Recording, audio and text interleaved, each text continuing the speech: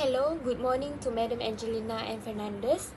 Today, we will be presenting about assignment 2 based on the topic shown on the slide. That is the case of Ayah Sofea. And before we begin of our presentation, we would like to introduce the members of our case team. I am Muhammad Aiman bin Azmi, 01-2035 070020. I'm Nur Umairah binti Hamdam from Bachelor in Accountancy. My name is Nur Nadia Atika. My ID number is 012025070036. My name is Izzah Fakihah binti Muhammad Isa, metric number 012025091650. This is the question for our case study. It's about Ayah. I will explain in more simplified way in the next slide. The story of Ayah Sofea. Ayah Sofea is 3 months old, already start modeling, daughter of Dato' Iris Afril and also Datin Wawa. The parent is a public figures and her mother used all the income to invest in production company. So at the age of 15 years old, Ayah have wished to marry with the well-known producer in Malaysia. This is Samsul Yusof. They are 30 years older than her, and she intended to withdraw all the investment made by her parents. At this time, Ayah Sofea want to invest to Samsul Yusof Productions. So now she want our advice for her to recommend, give a solution for her decision. With the case questions, we have come up with 13 issues that we have find out that can or possible that impact Ayah Sofea decision. For better understanding, we have decided to explain each section: capacity and minor, town mine and employment, Muslim marriage, and restitutions. So this will be definitely easy to understand.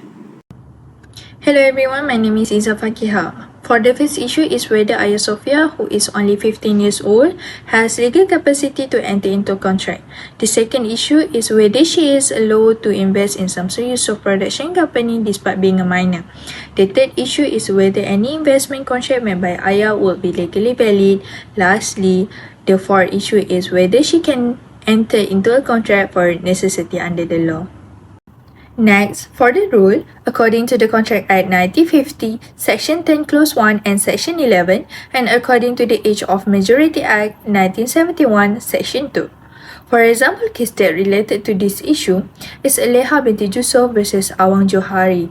The court held the contract was void, but constructive trust created as minor paid and took possession. For example, in Government of Malaysia versus Gurcharan Singh, the court held that the contract was void. Next, in Kangul versus Laka Singh, the court held that the contract was void and only the cost of necessary under Section 69 could be recovered from the minor. So, minor cannot be bound by contract except in special case like trust or necessary. Next, in this situation, Ayah Sofea is 15 years old, which clearly make her minor under Malaysian law, based on Section 11 and the Age of Majority Act in 1971. She is not legally competent to enter into any type of contract. This directly answers the first issue is she doesn't have contractual capacity. For the second issue, investing in a production company requires signing commercial agreement that create legal responsibility. Since the law strictly prohibits minor from entering contract, Ayah cannot legally invest in Samsul Yusof company. As for the validity of any investment she make, the contract will be automatically void. Even if Ayah willingly agree or appear mature enough, the law still protect her. Regarding necessity, investment do not fall under the category of necessity under Section 69. Necessary refer to essential items such as food, education, or clothing. Things that support a minor daily life. Investment are a commercial activity and do not qualify. It means Ayah cannot use this rule to defend why she joined the contract. Next, I will explain 4 issues regarding sound mind and employment. The first issue is whether Ayah Sofea was of sound mind when she decided to withdraw her parent investment fund and invest the money into Samsung Yusof Production Company. The second issue is whether Ayah Sofea understands the risk and consequence of entering an investment contract at the age of 15 years old. The third issue is whether Ayah Sofea, at the age of 15 years old, have a legal capacity to enter contract as a child model. And the last issue is whether her employment contract are valid under Malaysian law despite being a minor. There is two acts involved in these issues. First act is Contract Act 1950 and the second act is Children and Young Person Employment Contract 1966. Under Contract Act 1950, there is 5 sections involved in these issues. The first section is Section 11. A person is competent to contract if they reach the age of majority, of sound mind, and not disqualified by any law. The second section is Section 12. Bracket 1, a person is of sound mind if they are able to understand and make a rational judgment for their own interests. In Section 12.2 and 12.3, a person who is sometimes of unsound mind can enter contract when they are in a sound condition. In Section 69, a person who supplies a necessity suits the minor can claim for reimbursement from minor's property. In Section 30 of Children and Young Person Employment Act 1966, a children can enter a contract but cannot be sued if they breach the employment contract. There is 4 cases involved in these issues. The first case is Imperial Law Court versus Stones. The court said the contract was voidable because Stone did not understand the agreement due to the mental instability. The second case is Mohari Park versus Two Model Schools. The court held that the contract made by minors are void because minors did not understand financial obligation. The third case is Government of Malaysia versus Guncharan Singh. The court said minors can only be bound by contract involving necessaries, not other type of agreement. The last example of cases is Scarborough versus Turzakar. The courts accept a contract involving a bicycle because it was necessary for the minor's job, showing that employment-related item can benefit minors. Applying the rules and cases in Ayah Sofia's situation, Ayah Sofia is a 15 years old and wants to withdraw her parent investment funds to reinvest in Samsung Yusof Company. At her age, she may not understand the risks and the future consequence. This means she cannot form a rational decision as required under Section 12.1 Act of Contract 1950. Her decision also may be influenced by her emotional attachment to Samsul, which is much older than her. This reduces her mental capacity to judge whether the investment will benefit her. From the principle in the case of Imperial Law Court versus Stones and Mohari Pipes, it shows that minors and those who cannot understand financial agreement cannot enter a valid contract. For employment issue, Ayah modeling works is valid under Section 30 of Employment Act 1966. She is allowed to work as a child model, but she cannot be sued if she stops to work. Although she earns income, she cannot manage or reimburse the money on her own because minors cannot enter financial agreements. Her money must be handled by her parents until she reaches the age of majority. Okay, hello madam, I'm Myra. I will explain the issue about Muslim marriage.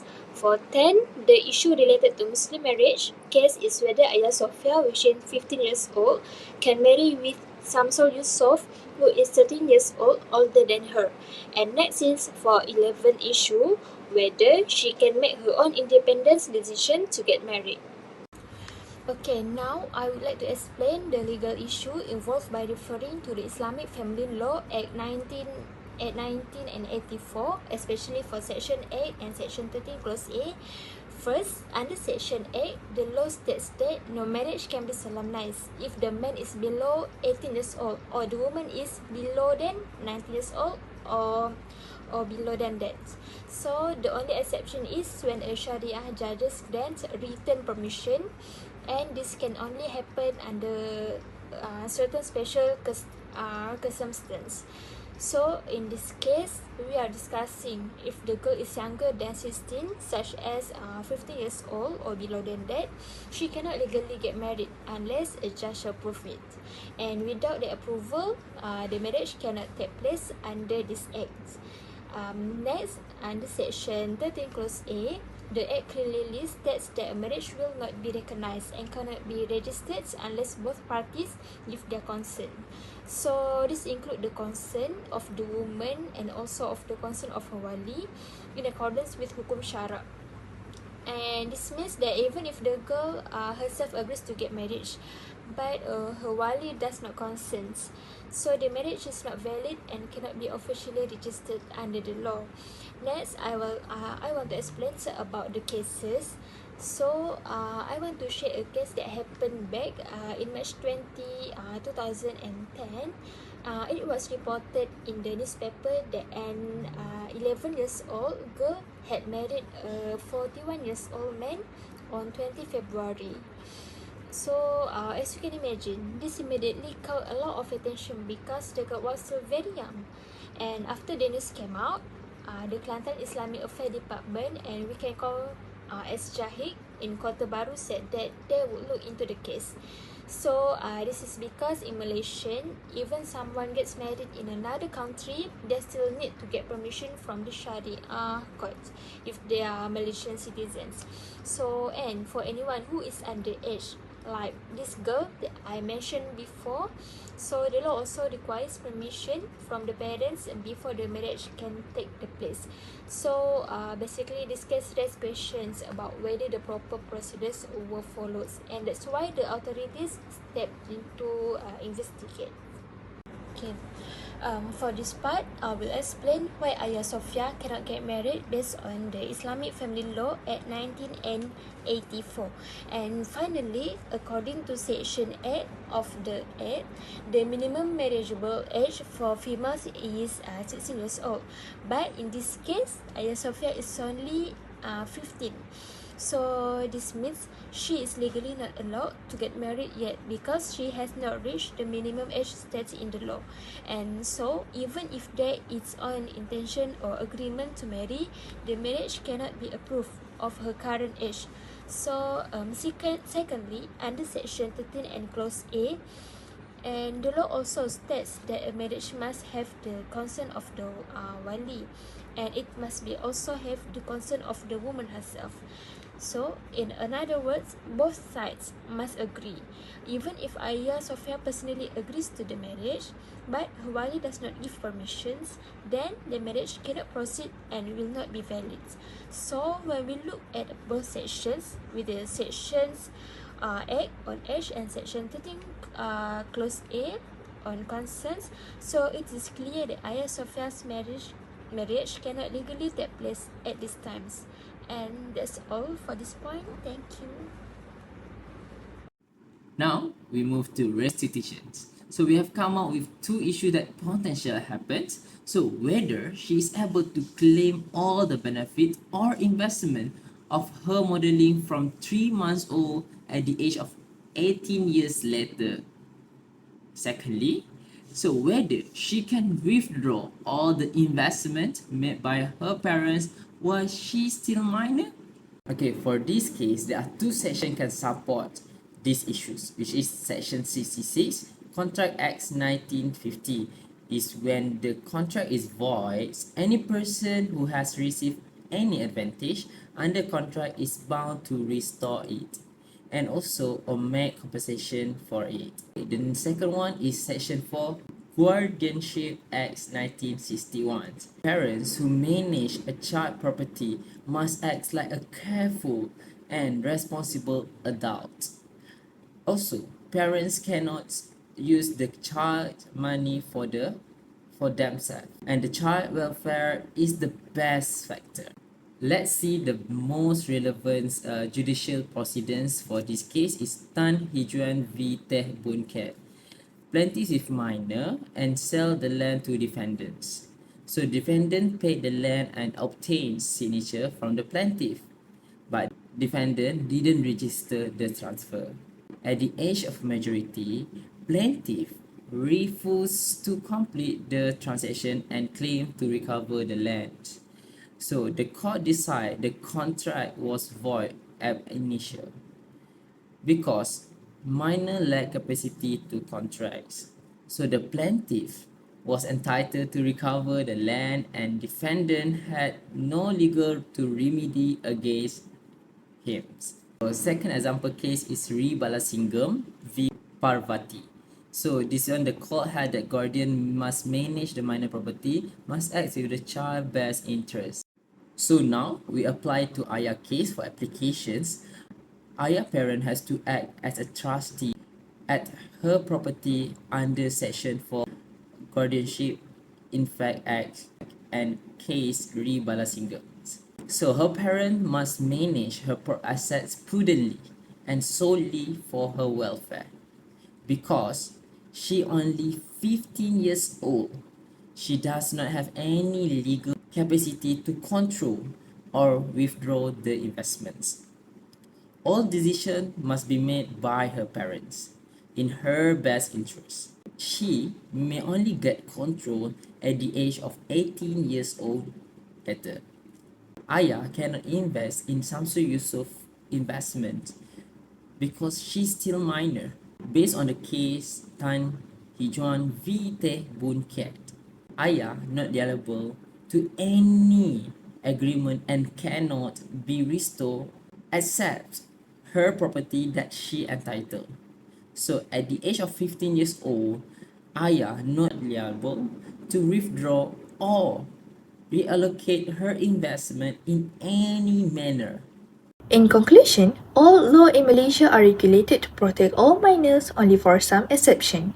First, Ayah Sofia doesn't have the legal capacity to enter into any contract because she is a minor. Second, she cannot invest in Samsung Yusof Production Company. Third, any investment made by her is invalid as contract entered into by minors are void. Lastly, as explained earlier, investment are not considered necessity under the law, so the contract cannot be enforced. That's all from me. In conclusion, Ayah Sofia was not of sound mind to enter investment agreement. It is because Ayah Sofia is only 15 years old and she may not understand the risks and the future consequence of withdrawals and reinvesting her money.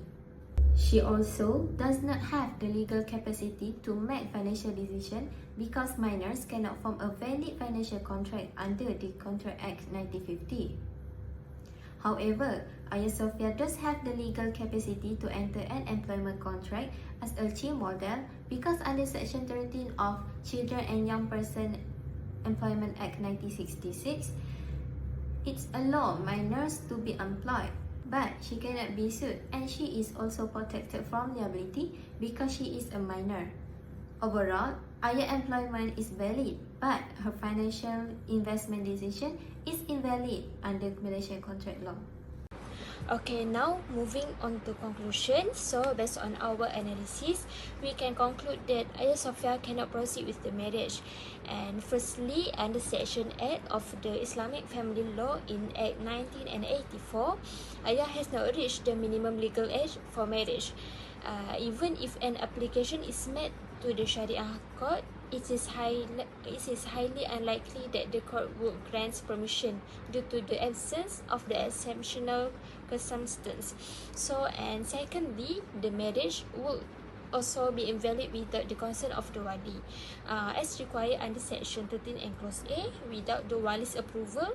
So the marriage cannot be solemnized legally, and therefore, taking into account the law and relevant legal precedents, so Ayah's intended marriage cannot proceed and will not be recognized under Islamic family law. That's all from me. Thank you.